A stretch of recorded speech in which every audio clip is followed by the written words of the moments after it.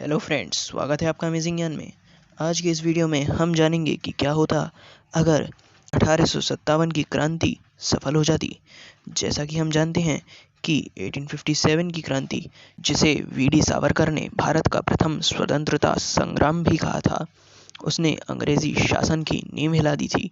किंतु बाद में अंग्रेज़ों ने इस क्रांति को कुचल दिया। लेकिन क्या होता अगर 1857 में भारत स्वतंत्र हो जाता? चलिए जानते हैं आज के इस वीडियो में। कुछ लोगों का मानना है कि अगर यह क्रांति सफल हो जाती तो भारत अखंड भारत के रूप में आज हमारे सामने होता। लेकिन हम यदि उस समय के नक्शे को गौर से देखें तो पता चलता है कि उस समय यह क्रांति मुख्य रूप से दिल्ली, अवध, कानपुर, मेरठ, बिहार आदि क्षेत्रों में फैली हुई थी। राजस्थान की रियासतें इस क्रांति में कोई समर्थन नहीं दे रही थीं। दक्षिण भारत, बंगाल तथा पंजाब में भी किसी भी प्रकार का कोई विद्रोह नहीं हुआ। यदि यह क्रांति सफल भी हो जाती तो सिर्फ आज के उत्तर प्रदेश, बिहार, दिल्ली, हरियाणा के कुछ क्षेत्र, झारखंड व मध्य प्रदेश के उत्तरी भाग को ही स्वतंत्रता मिल पाती।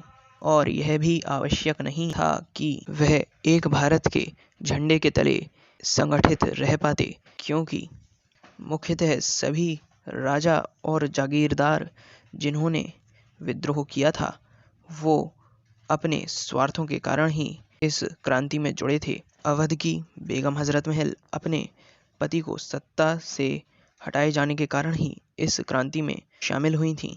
उससे पहले अवध के किसी भी नवाब या बेगम ने अंग्रेज़ों के किसी भी कार्य का विरोध नहीं किया था।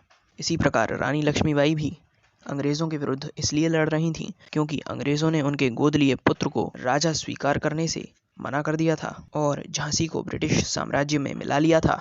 कुछ हिंदू राष्ट्रवादी यह भी कहते हैं कि यदि उस समय भारत स्वतंत्र होता तो वह एक हिंदू राष्ट्र होता, लेकिन यह बात सही नहीं है, क्योंकि उस समय राजपूताना की रियासतों को छोड़कर उत्तर भारत में मुस्लिम जागीरदारों और नवाबों का वर्चस्व था। अवध जैसी शक्तिशाली रियासत मुस्लिम नवाब द्वारा शासित की जाती थी। उस समय क्रांति का नेता भी मुगल बादशाह बहादुर शाह जफर को चुना गया था। ब्रिटिश सरकार ने भी इस क्रांति का दोषी मुसलमानों को माना था। उस समय का अदालती कामकाज फारसी भाषा में होता था, जिसे अंग्रेज़ों ने बंद करा दिया और इंग्लिश का प्रयोग आरंभ किया। 1857 की क्रांति सफल होती तो फारसी का प्रयोग जारी रहने की बहुत अधिक संभावनाएं थीं। यानी यदि क्रांति सफल हो जाती तो भारत हिंदू राष्ट्र तो क्या, सेकुलर देश भी न होता। यदि सामाजिक व आर्थिक दृष्टिकोण से देखें तो भारत आज भी लोकतांत्रिक देश न होता, क्योंकि ब्रिटिश सरकार ने ही आधुनिक भारत में लोकतांत्रिक चुनावों की शुरुआत कराई थी।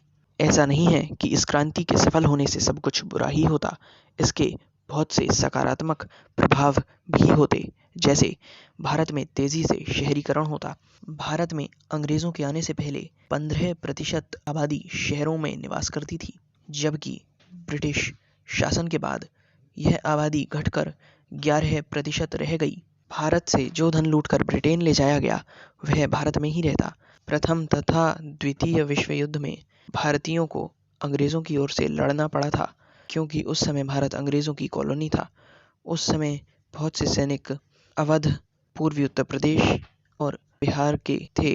यदि भारत का बड़ा क्षेत्र अंग्रेज़ों से स्वतंत्र होता तो इतने अधिक भारतीय सैनिकों को विश्व युद्धों में अपनी जान न गंवानी पड़ती। आपको यह वीडियो कैसा लगा? अगर आपको यह वीडियो अच्छा लगा हो तो इसे लाइक और शेयर करें और हमारे चैनल अमेजिंग ज्ञान को सब्सक्राइब कर बेल आइकन भी दबा दें, ताकि आने वाले वीडियोस के अपडेट्स आपको मिलते रहें। तब तक के लिए जय हिंद, जय भारत, वंदे मातरम।